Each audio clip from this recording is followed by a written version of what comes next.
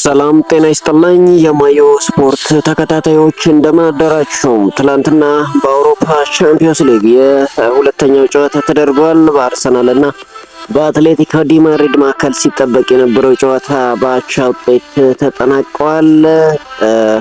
ስለዚህ የምትሰሙት ነገር ይኖራል። በማንቸስተር ዩናይትድ ቤት የወጣቱ አማካይ ኮቢ ማይኖ አዲስ ኮንትራት ጉዳይ ይዘናል። የቶኒ ክሮስ ወደ ሪያል ማድሪድ ሊመለስ የሚችልበት ቅጽበት እንዳለ እየተነገረ ይገኛል። ክርስቲያኖ ሮናልዶ አሁንም ታሪክ መስራቱን ቀጥሏል። እንግዲህ በትላንትናው ጨዋታ ጁሊያን አልቫሬዝ አዲስ ሪካርድ ሰብሯል።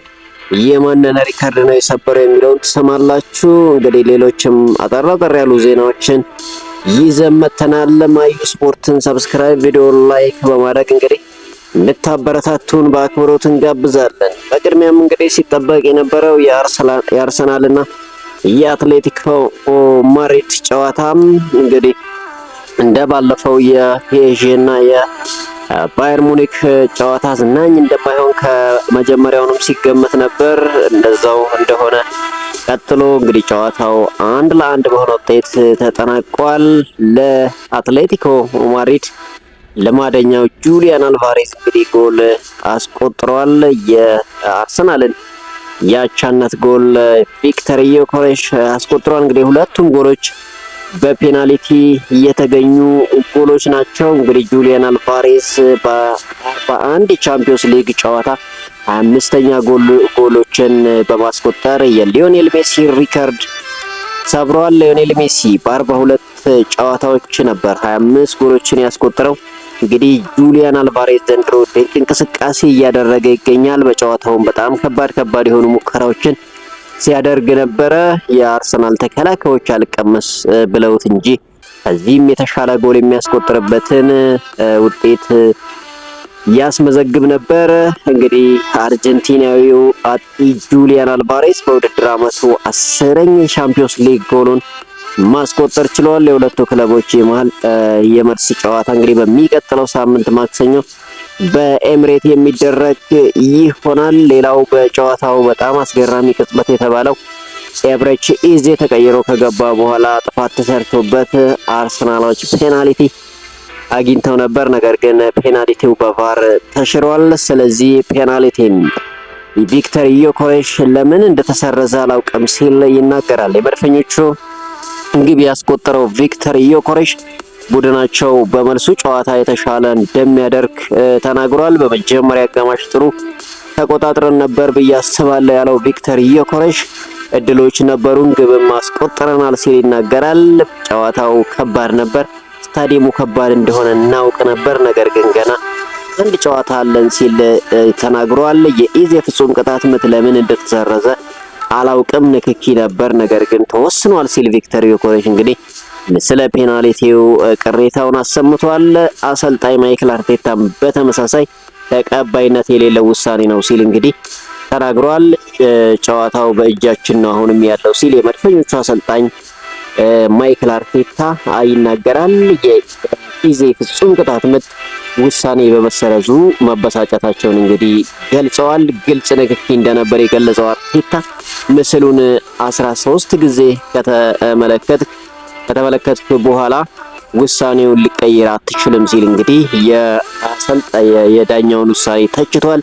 የተፈጠረውን ነገር ተቀባይነት የለውም ያለው አርቴታ የጨዋታው መልክ የቀየረ የተሳሳተ ውሳኔ ነው ሲል እንግዲህ ተናግሯል። አያይዞም ቀጣይ በሜዳችን እና በደጋፊያችን ፊት የምንጫወተውን ጨዋታ በእኛ እጅ ነው፣ አሁን ትኩረታችን ፉላም ላይ ነው ሲል እንግዲህ ማይክል አርቴታ ተናግሯል። እንግዲህ ማይክል አርቴታ ቀጣይ ከፉላም ጋር ከባድ የፕሪሚየር ሊግ ጨዋታ እንደሚጠብቃቸው ይነገራል። እንግዲህ ብዙዎች ከአትሌቲኮ ዲ ማድሪድ የመልስ ጨዋታ የበለጠ የፉላሙ ጨዋታ ለአርሰናሎች ወሳኝ ነው እያሉ ይገኛሉ። ምክንያቱም አርሰናል በዚህን ሰዓት በ73 ነጥብ እንግሊዝ ፕሪሚየር ሊግ እየመሩ ይገኛሉ። ቀጣይ ከፉላም ጋር አድርገው ያንን ጨዋታ የሚያሸንፉ ከሆነ በ6 ነጥብ ከሲቲ ይርቃሉ። ምንም እንኳን ሲቲ ጨዋታዎች ቢኖሩትም ይህ ደግሞ በሲቲ ላይ ጫና ሊፈጥር የሚችል ጉዳይ ነው እያሉ ይነገራል። እንግዲህ ይህኑ ሀሳብ የደገፈ ይመስላል ማይክል አርቴታ። አሁን የሚያሳስበን የፉላም ጉዳይ እንጂ ይሄኛው ጨዋታ በእጃችን ነው ሲል እንግዲህ ተናግሯል። በጨዋታው እንግዲህ ትልቁ ህልሜ ፍጻሜ መድረስ ነው ያለው ግሪዝማን የጨዋታው ኮከብ ተብሏል። እንግዲህ አንቶኒ ግሪዝማን በአትሌቲኮ ማድሪድ ምናልባት የመጨረሻው የቻምፒዮንስ ሊግ ጨዋታ ሊሆን ይችላል እየተባለ ይገኛል። እንግዲህ ጨዋታው ኮከብ በመባል የተመረጠው አንቶኒ ግሪዝማን ለመርሱ ጨዋታ ጥሩ እንደሚዘጋጁ ገልጿል። ትልቁ ህልሜ ለፍጻሜ መድረስ ነው ያለው ግሪዝማን ለመልሱ ጨዋታ ባለኝ አቅም ሁሉ ጥሩ ዝግጅት አደርጋለሁ ብሏል። አያይዞም ለንደን ላይ ተመሳሳይ የጨዋታ መንገድ መከተል አለብን ሲል እንግዲህ አንቷን ግሪዝማን ተናግሯል። አንቷን ግሪዝማን እንግዲህ ዘንድሮ ከአትሌቲኮ ዲ ማድሪድ ምናልባት እንደሚለቅ እየተገመተ ይገኛል። የሚለቅ ከሆነ እንግዲህ በአትሌቲኮ ማድሪድ መለያ የመጨረሻው የአውሮፓ ቻምፒዮንስ ሊግ እንደሚሆን ይጠበቃል። የአትሌቲኮ ማድሪድ አምበል ኮኬ አርሰናል በጨዋታው ስጋት አልፈጠረብንም ሲል ተናግሯል። አርሰናል ብዙ ስጋት አልፈጠረብንም ያለው ኮኬ እነሱ በጨዋታው ምንም ትልቅ ነገር አላደረጉም ሲል ይናገራል። አክሎም እኛ እየተጎዳ ነው በዛ አጠራጣሪ ፍጹም ቅጣት ምት ብቻ ነው ሲል እንግዲህ ኮኬ ይናገራል። ስለ ግሪዝማን ያነሳው ኮኬ የለንደን ጨዋታ የቻምፒዮንስ ሊግ የመጨረሻው እንደሚሆን ተስፋ አደርጋለሁ ሲል እንግዲህ ተናግሯል። ጨዋታ እንግዲህ ቀጣይ ማክሰኞ የሚጠበቅ ይሆናል። ከሁለቱ እንግዲህ ያለፈ ከፒኤስጂ እና ከአትሌቲኮ ዲ ማድሪድ ከባየር ሙኒክ አሸናፊ ለፍጻሜ የሚፋለም ይሆናል። እንግዲህ ዘንድሮ አርሰናል አዲስ ታሪክ እየጻፈ ይገኛል። ኢንቪዚብል አርሰናል በአውሮፓ ቻምፒዮንስ ሊግ 13 የአውሮፓ ቻምፒዮንስ ሊግ አድርጎ ምንም ያልተሸነፈው ቡድን እንግዲህ አርሰናል ነው። አትሌቲኮ ማድሪድም በሌላ በኩል ሌላ ታሪክ ጽፏል። በሜዳው እንግዲህ በእንግሊዝ ፕሪሚየር ሊግ ተጫዋቾች ክለቦች ምንም ያልተሸነፈው ቡድን ነው። እስካሁን ምንም በሜዳው አልተሸነፈም። ይሄ ትልቁ የአትሌቲኮ ማድሪድ ታሪክ ነው። አርሰናሎችም ዘንድሮ በጣም ድንቅ እንቅስቃሴ እያደረጉ ይገኛሉ። በአውሮፓ ቻምፒዮንስ ሊግ ምንም አልተሸነፉም። ከ13 ጨዋታ እንግዲህ አርሰናሎች 3 ብቻ ወጥተዋል። ዘንድሮ አርሰናል ድንቅ እንቅስቃሴ እያደረገ ይገኛል። እንግዲህ አትሌቲኮ ማድሪድ በስፔን ላ ሊጋም እየተቸገረ ይገኛል። ትላንትና ወደ ጨዋታ ሲመለስ አዲሞላ ሉክማን እና ተከላካዩ ሃንኮ ወደ አሰላለፍ መመለሱ እንደ መልካም ዜና ታይቶለታል።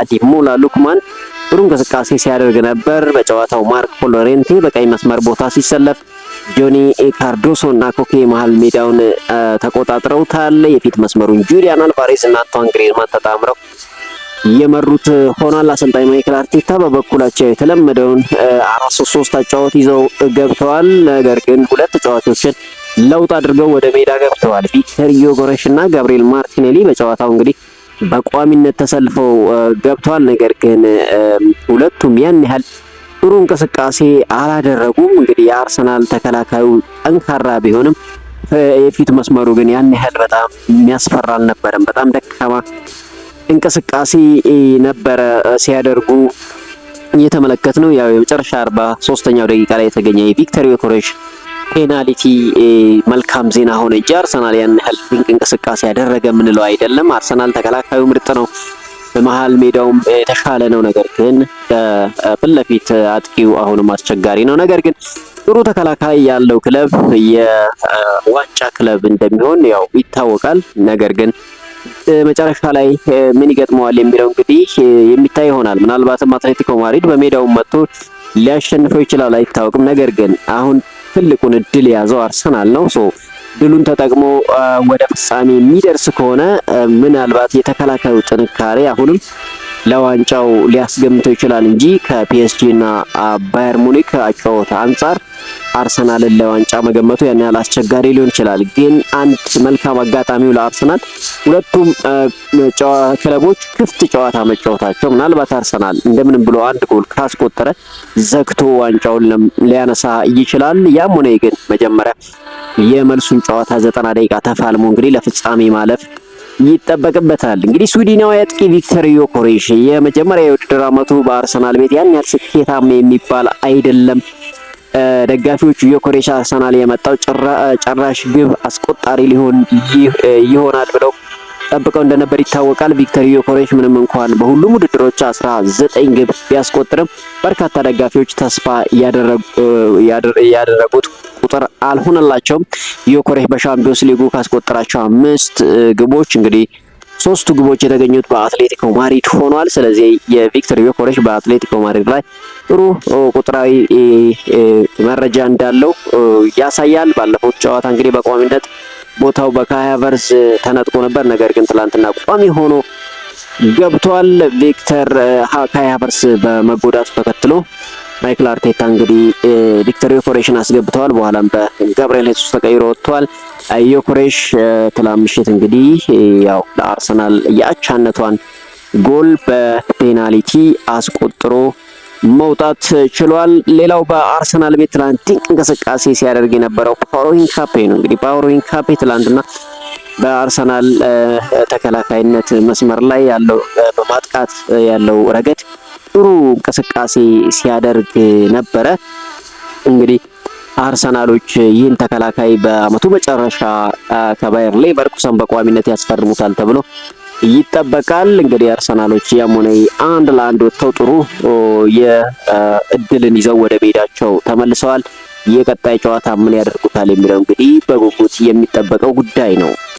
ወደ ማንቸስተር ዩናይትድ ቤት ስናልፍ የምናገኘው የኮቢ ማይኖ ውል ጉዳይ ነው። እንግሊዛዊ አማካይ ኮቢ ማይኖ በአሁኑ ሰዓት በካሪንግተን በማንቸስተር ዩናይትድ ያለውን ውል ያራዘመ መሆኑ ተገልጿል። ኮቢ ማይኖ በክለቡ እስከ 2031 ለመቆየት ፊርማው ማኖሩን ለክለቡ ቅርብ የሆኑ ምንጮች እየገለጹ ይገኛሉ። ማንቸስተር ዩናይትድ በአዲሱ ስምምነት ለኮቢ ማይኖ ከፍተኛ የደሞዝ ጭማሪ ማድረጉ ተነግሯል። የ21 ዓመቱ ኮቢ ማይኖ አሁን በክለቡ የመጀመሪያ ቡድን ተጫዋቾች ክፍያ ደረጃ እንደሚያገኝ ተገልጿል። በጥር በውሰት ሊለቅ ተቃርቦ የነበረው ኮቢ ማይኖ በአሰልጣኝ ማይክል ካሪክ ስር ጥሩ የሚባል ጊዜ እያሳለፈ ይገኛል። እንግዲህ በጥር ላይ ከአሰልጣኝ ሩበን አሞሪም ጋር ሳይሰማማ የቆየው ኮቢ ማይኖ በማይክል ካሪክ ስር እንግዲህ ድንቅ እንቅስቃሴ እያደረገ ይገኛል።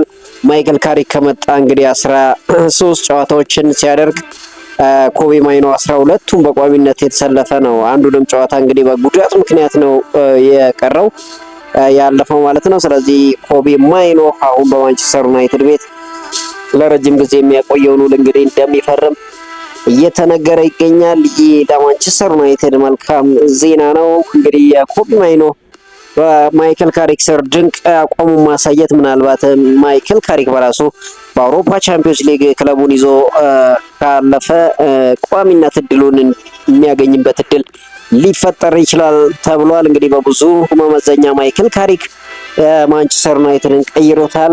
ዘንድሮ ማንቸስተር ዩናይትድ የእንግሊዝ ፕሪሚየር ሊግ ከማንሳት ውጪ ምንም የቀረውና የጎደለው ነገር የለም። ክለቡን ከምን ላይ እንደተቀበለው ስናስተውል እንግዲህ ማይክል ካሪክ ብዙ ለውጦችን አመጥቷል። ምናልባትም ገበያው ላይም ጥሩ አሰልጣኝ ካለመኖሩ የተነሳ እንግዲህ ማይክል ካሪክ ቋሚ ሊሆን ይችላል።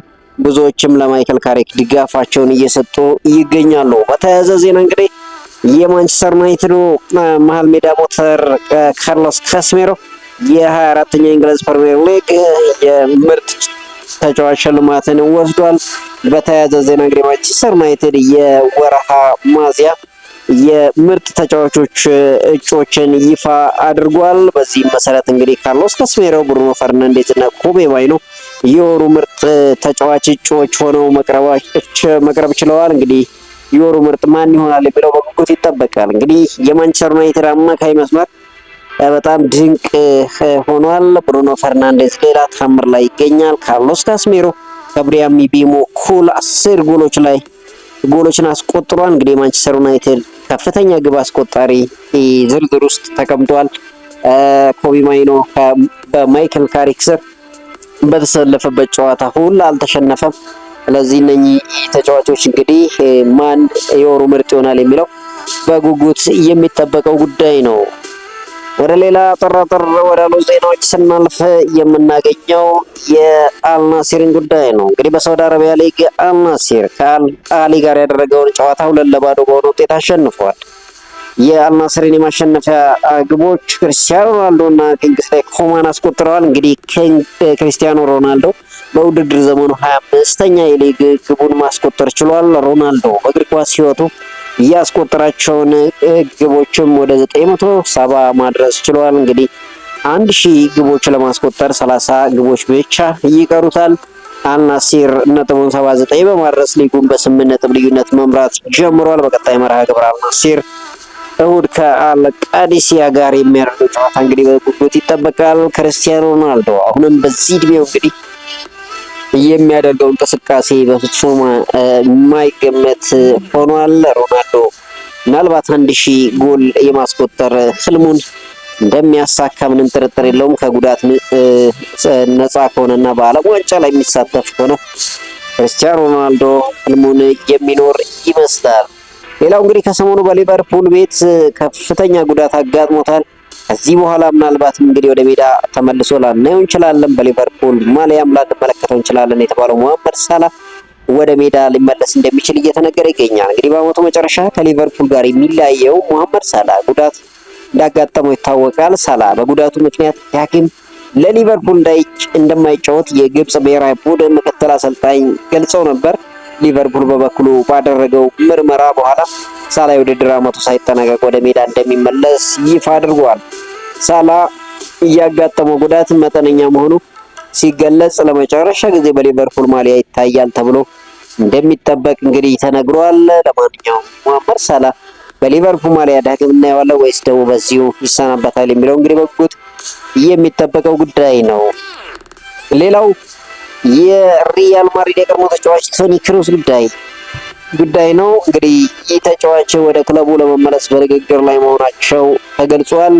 ጀርመናዊ አማካይ ቶኒ ክሩስ ባለፈው ዓመት ክለቡ ውሉን እንዲያራዝም ቢፈልግም ጫማው መስቀሉ አይዘነጋም። ቶኒ ክሩስ ባለፈው ዓመት በማድሪድ ከተማ የራሱን አካዳሚ ከፍቶ እየሰራ ይገኛል። ሪያል ማድሪድ አሁን ላይ ቶኒ ክሩስን በአዲስ ኃላፊነት ወደ ክለቡ ለመመለስ እየሰራ ይገኛል።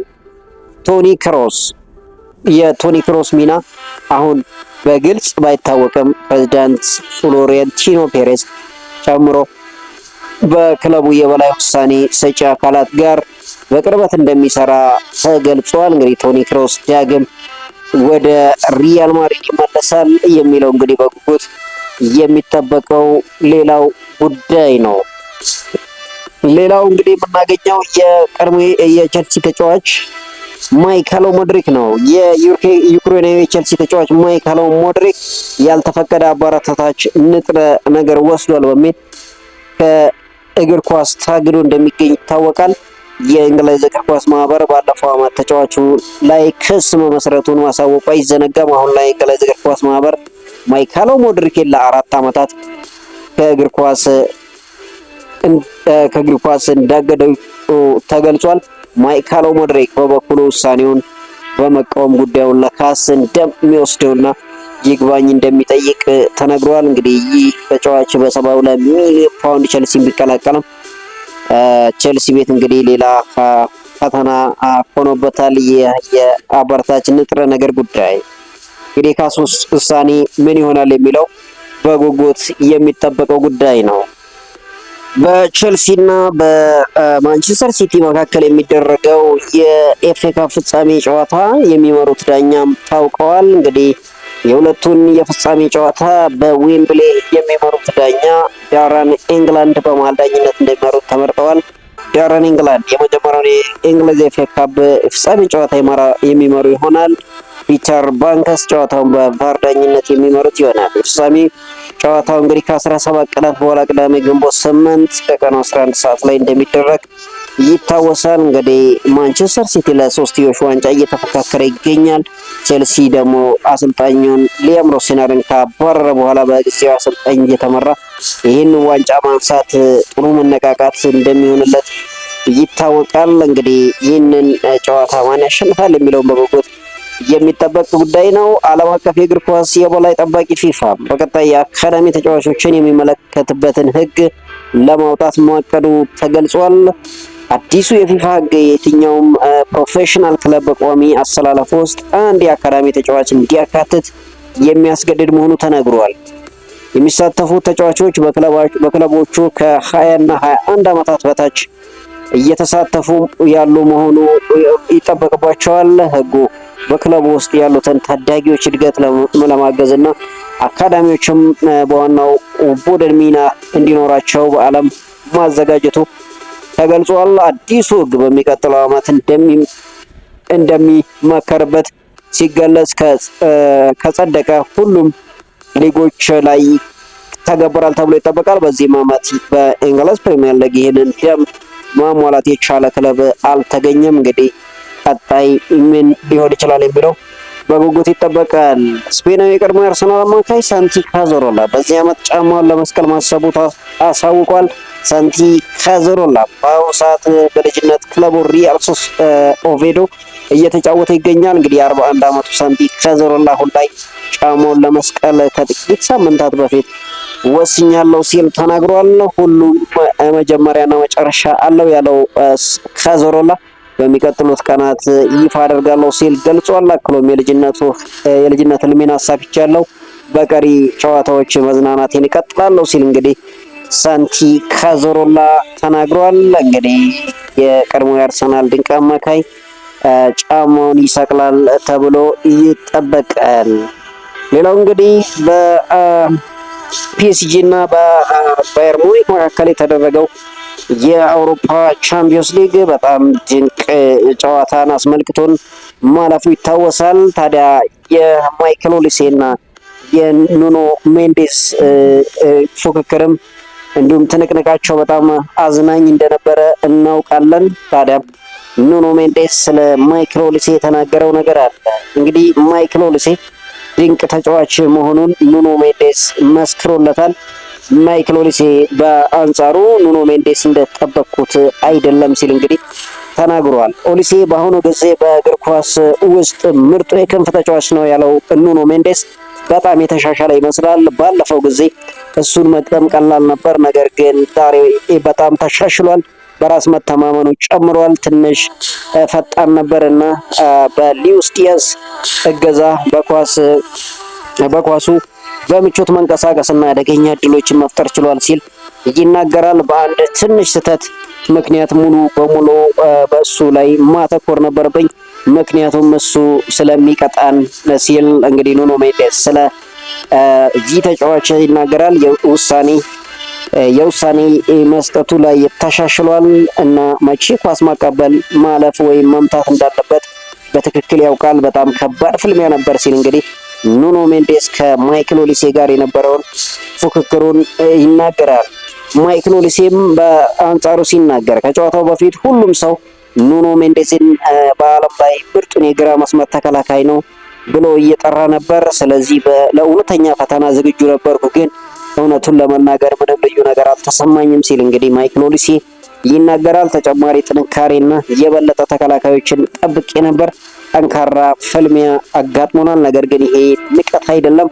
ነገር ግን ማርክ ኮኮሬላ እንኳን በመከላከል ረገድ ተጨማሪ ችግሮችን ፈጥሮብኛል። በዚህ ደረጃ ትልቅ አፈጻጸምና ትልቅ አቅም መኖር ነበረበት ሲል እንግዲህ ማይክል ኦሊሴ ይናገራል። ነገር ግን ይሄ አልነበረም ሲል እንግዲህ ማይክል ኦሊሴ ኑኖ ሜንዴስ እንደተወራለት አለመሆኑን በግልጽ የተናገረበትን አስተያየት ሰጥቷል። እንግዲህ ውድ የማዩ ስፖርት ተከታታዮች በመጨረሻ የ2027 የአፍሪካ ዋንጫን የሚካሄድበትን ቀን እናሳውቃችኋለን። እንግዲህ የ2027 የአፍሪካ ዋንጫ የሚካሄድበት ቀን ተቆርጧል። ውድድሩ ሰኔ 12 እስከ ሐምሌ 10 2019 ዓ.ም እንደሚካሄድ ተነግሯል። በውድድሩ በፊፋ ይፋዊ ዓለም አቀፍ የጨዋታ መርሃ ግብር ኢንተርናሽናል ማች ካላንደር ውስጥ መካተቱ ተነግሯል። እንግዲህ ይህ ጨዋታ በ2027 ከሰኔ እስከ ሐምሌ 10 ድረስ እንደሚደረግ በይፋ ታውቋል። ውድ የማዩ ስፖርት ተከታታዮች ለዕለቱ ያዝነላችሁ የስፖርታዊ ዜናዎች ይህን ይመስላሉ። ቻናላችንን ሰብስክራይብ፣ ቪዲዮዎችን ላይክ አድርጋችሁ እንድታበረታቱን በአክብሮት እንጋብዛለን። ባላችሁበት መልካም ቀን ይሁንላችሁ።